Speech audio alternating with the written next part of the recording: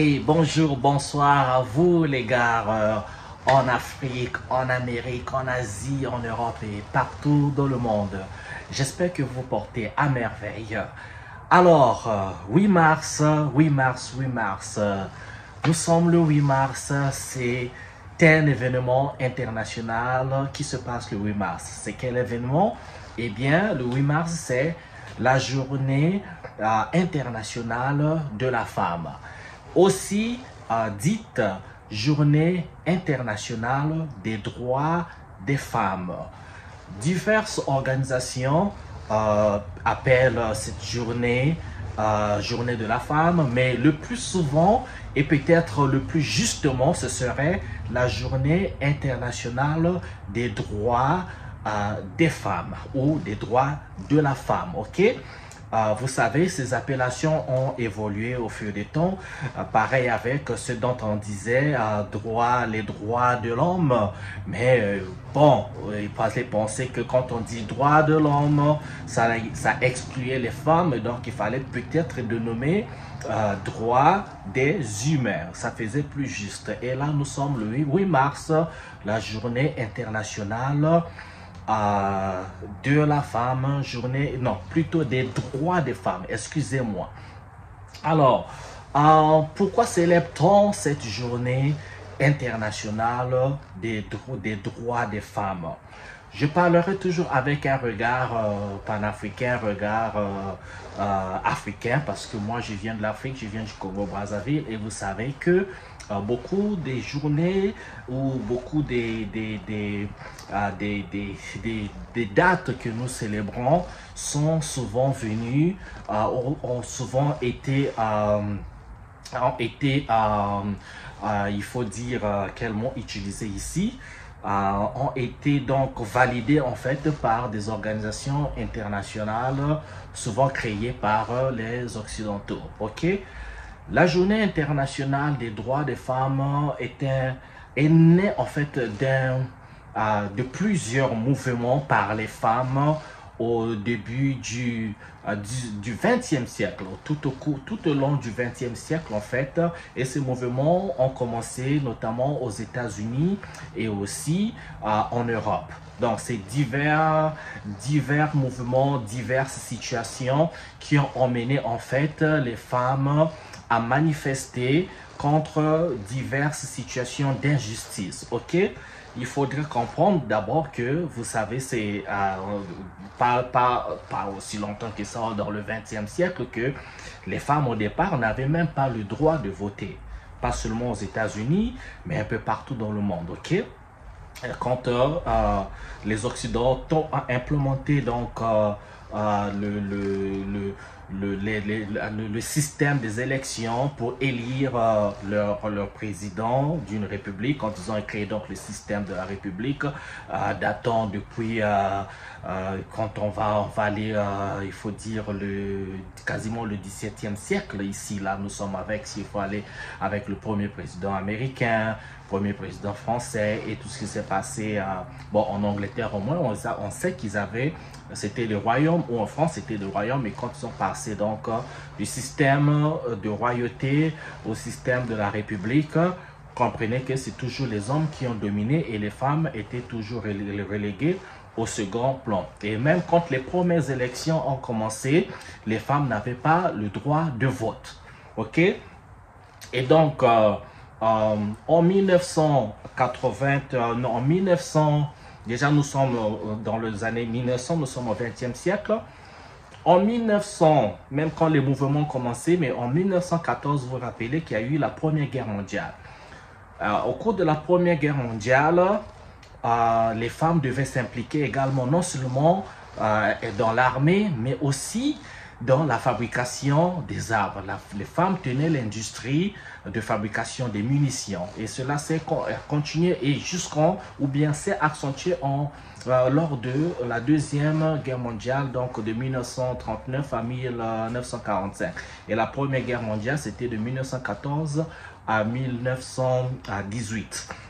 Et donc, les femmes ont joué un rôle capital dans la participation de la guerre, dans la fabrication de l'industrie, donc de l'armement, les armes, les missiles, comment on appelle, les cartouches. Et les armes étaient vraiment, les armes tenaient l'industrie. Mais malgré cela, les hommes qui partaient se battre en majorité, et c'est les femmes en fait qui tenaient aussi l'économie en fait de ce monde occidental. Et malgré cela, il y avait toujours ce sentiment que la femme avait un rôle de second degré. La femme devait être donc dans la cuisine, s'occuper des enfants, du foyer. Et donc, face à ces injustices, il y a eu des mouvements de femmes qui devaient donc réclamer leurs droits. D'abord, le droit de vote, il fallait que ils accèdent donc au droit de vote. C'est avec beaucoup de combats, avec beaucoup de voix qui se sont levées, avec beaucoup de risques que les femmes ont pris en fait jusqu'à arriver au droit de vote. Et c'est à partir de 1909-1910 que le mouvement en fait s'est accentué, que le mouvement a grandi. On a vu l'émergence de ce mouvement aux États-Unis et encore en Europe. Et là, on ne parle pas encore de l'Afrique, les gars. On ne parle même pas de l'Asie, on parle des États-Unis ou l'Amérique du Nord. On va inclure le Canada et on va arriver donc les pays occidentaux également.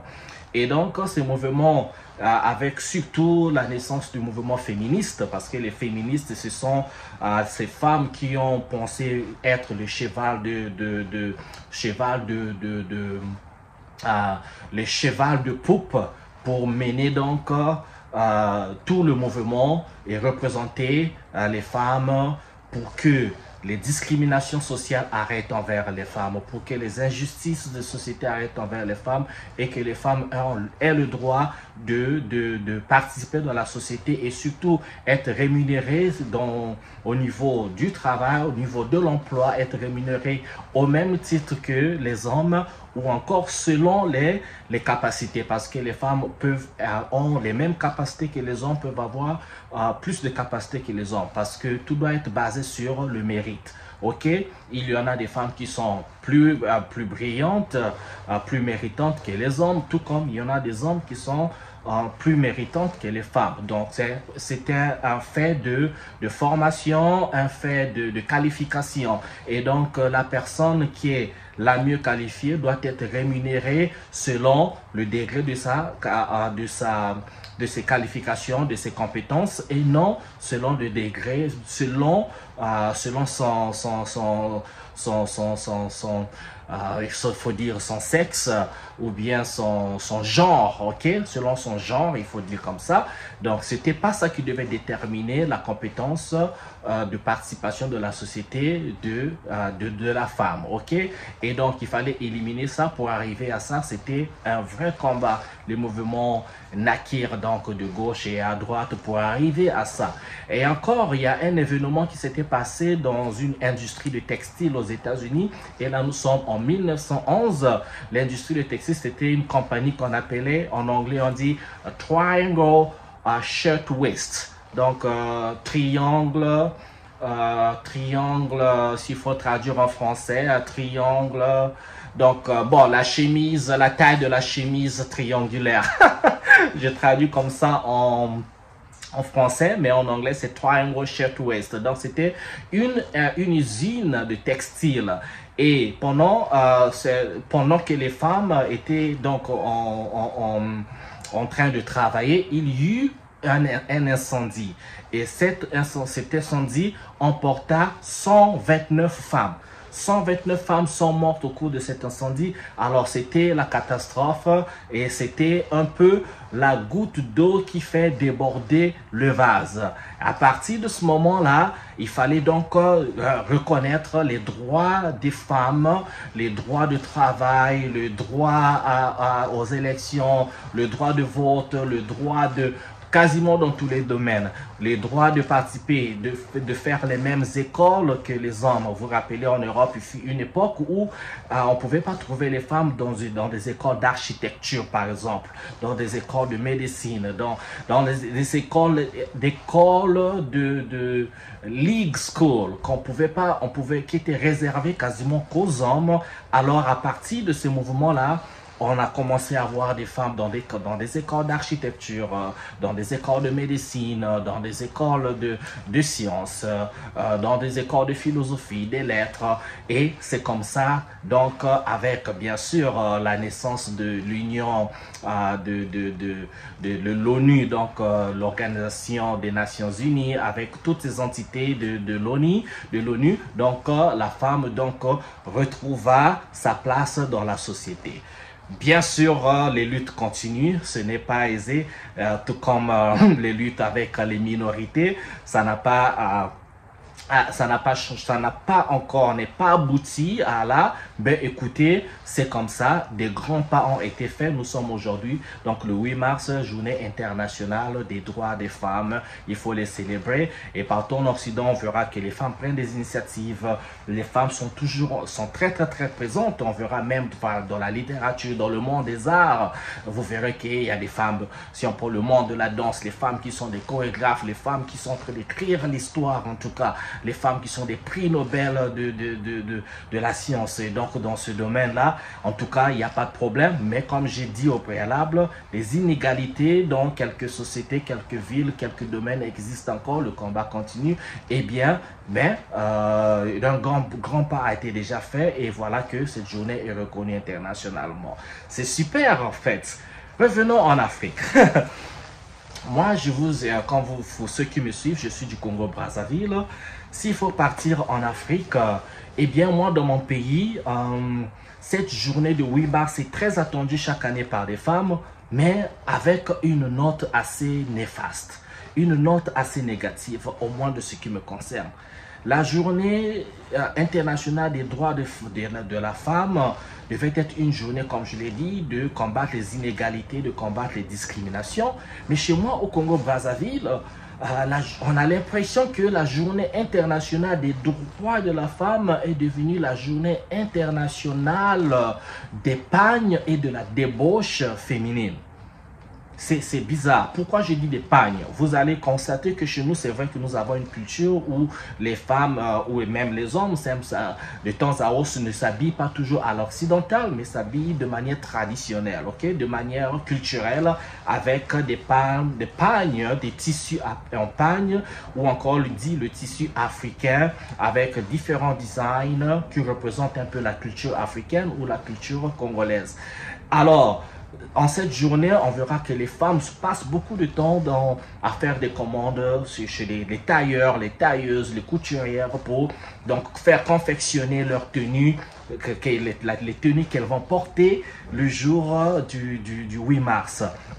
Et après, ce qui se passe avec ça, eh bien, on va les retrouver, ces femmes-là, pas forcément dans des conférences, pas forcément dans des initiatives qui vont rehausser donc l'image de la femme et surtout qui va permettre à ce que la femme prenne un peu plus de place dans la société congolaise ou la société africaine. On retrouve ces femmes-là dans des bars, on les retrouve dans des boîtes de nuit, en train de picoler de la bière, en train de s'adonner à toutes les débauches, que ce soit les femmes célibataires et les femmes mariées.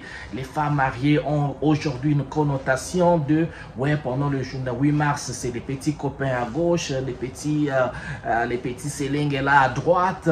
Et donc, ça a pris une ampleur où la femme ne célèbre pas la femme, mais la femme célèbre juste le pagne, la bière, l'alcool, la débauche, ok? Mais je ne suis pas en train de dire qu'il n'y a pas des initiatives. Au Congo-Brazzaville, il y a des fondations, il y a des organisations tenues par des femmes qui font de leur mieux d'organiser soit les jeunes filles, soit dans l'agriculture, soit il y en a. Mais par contre, il n'y en a pas assez et les femmes ont juste eu une mauvaise réputation, peut-être à cause de ces femmes-là qui s'adonnent à ça parce que on ne voit pas dans la société, on ne voit ni à la télé ni à la radio des mouvements de femmes en fait qui réclament leur place. D'autant plus que si vous allez dans les hôpitaux chez nous, vous allez dans des écoles publiques, vous allez dans quasiment tous les domaines, les femmes sont très absentes. Très absentes, il faut le dire, absentes dans la manière de diriger de pays, de prendre les rênes de la société, s'imposer par exemple dans l'amélioration des écoles publiques, l'amélioration des conditions de l'infrastructure hospitalière, l'amélioration des routes. Là, dans tous les domaines, partout ça ne marche pas. La voix de la femme ne porte pas assez. Elle est là, mais je pense qu'elle ne porte pas assez et l'accent est donné à la débauche, à l'alcool, au paraître, à la danse, à l'ambiance, à l'église, à ça quoi. Donc, au début de ma vidéo, je vous ai parlé un peu de la genèse, de l'histoire des femmes, comment on est arrivé à la journée internationale des droits de la femme au niveau des Occidentaux. Mais quand on arrive nous en Afrique, puisque nous ne faisons que adhérer à ce que les Occidentaux soit on nous a imposé, ou parfois on ne sait pas qu'on nous a imposé du fait de la colonisation, bien sûr, parce que ces dates n'ont pas été inventées par nous, hein. Que ce soit aujourd'hui, hein, le mois passé, vous avez eu la journée de la Saint-Valentin. Ben, Saint-Valentin, beaucoup de gens ne connaissent même pas l'histoire de la Saint-Valentin. Tout le monde s'est mis à acheter des fleurs en plastique, à donner des diplômes d'amour, c'est comme ça. On arrive au 8 mars, c'est dans les bars, c'est dans l'action des femmes et même celles qui sont en train de travailler, de faire de très bonnes choses, comme j'ai dit, ça existe, mais l'impact social n'est pas assez. On a besoin de beaucoup plus de femmes qui vont impacter divers domaine de la société congolaise, de la société africaine. On veut beaucoup plus de représentation féminine. Et moi, je pense que le leadership est très important. Si nous avions les leaders comme le président de la République, les ministères appropriés, qui pouvaient dire en fait, pendant la journée internationale de la femme, les bars seraient ouverts seulement de telle heure à telle heure, ou les bars seraient fermés quasiment pour que le focus soit donné à la femme. On pourrait par exemple décréter que les chaînes de télévision, les chaînes de radio ne pouvaient diffuser que les actions des femmes. Je pense que ça donnerait une bonne visibilité aux actions féminines qui se passent dans nos sociétés congolaises ou de n'importe quel pays africain, ok, où cette visibilité est moindre. Je pense que le leadership devait s'imposer parce que, oui, les gens vont dire la dictature haute, mais la bonne dictature, nous, en Afrique, on en a besoin. La dictature où on impose des lois pour le bien-être des populations et que ces lois doivent être respectées par tous. Quand les lois sont respectées pour le bien-être de la population, pour la bonne marche des populations et de la nation vers cette vision tracée par le leadership, moi je pense que tout serait, la femme retrouverait sa place. Donc, ces femmes qui sont ministres, ces femmes qui sont députées, qui sont sénatrices, qui sont dans l'armée, des colonels, des capitaines et autres, moi je pense que le leadership, si on s'imposait à dire que pendant la journée internationale de la femme, pas de débauche, pas de bar, pas de ceci, qu'on focalise tout à honorer la femme et surtout à redonner, faire en sorte que rééquilibrer la société, donner la place, insérer la compétence de la femme et motiver celles qui sont encore timides à participer de plus belle dans la société, au développement des domaines de la société chez nous. Donc, il faut encourager les filles, encourager les femmes à prendre plus d'initiatives. Et cela ne peut se faire que s'il y a une direction donnée du leadership. Ok, comme j'ai dit, ceux qui vont appeler la dictature, bon, comme vous voulez, mais moi je pense que les hommes ont beaucoup failli et qu'on a besoin de ces compétences de ces femmes dans nos familles, dans la société. Et donc, il faudrait que même l'histoire, comment on est arrivé donc à la célébration du 8 mars, journée internationale des droits de la femme, que cette histoire soit enseignée et que ça nous inspire à nous. Il ne faut pas seulement qu'on intègre aux histoires des autres et qu'on les célèbre très mal, on honore très mal. Parce que là, nous sommes au mois de mai. En avril vont arriver les fêtes des Pâques avec l'histoire des religions. Ça sera encore le brouhaha, la cacophonie. On va arriver au 1er mai, journée internationale du travail, je pense. Ça sera encore la même chose. On retrouvera les travailleurs toujours dans les débits de boissons, en train de prendre l'alcool. Après, ça sera quoi qui va arriver? Je pense qu'il y a une journée internationale de la femme africaine en juillet. Je vais regarder, on fera une vidéo pour ça. Et peut-être que cette journée-là, il y a beaucoup plus de focus sur la femme africaine pour que ça ne soit pas toujours diffus, que ces mouvements, ou les actions des femmes africaines ne soient pas diffuses,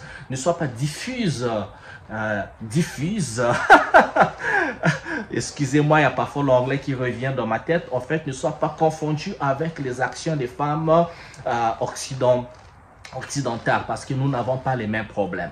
Voilà, c'est la vidéo assez longue, mais les femmes, on vous adore, nos mamans, nos sœurs, nos filles, nos nièces, on vous adore beaucoup.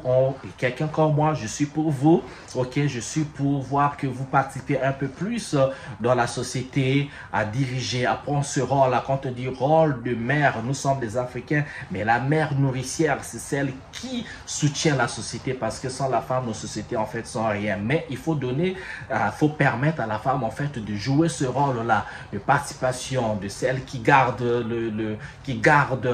la nation, qui donne une direction à la nation, et le travail et dans le travail mutuel et le travail de complémentarité entre l'homme et la femme. Ce n'est que de cette manière que nos sociétés peuvent arriver à cette vision-là tracée par le leader ou le président de la République, président ou qui que ce soit dans n'importe quel pays africain, cette vision qui va emmener la nation à bon port. Voilà.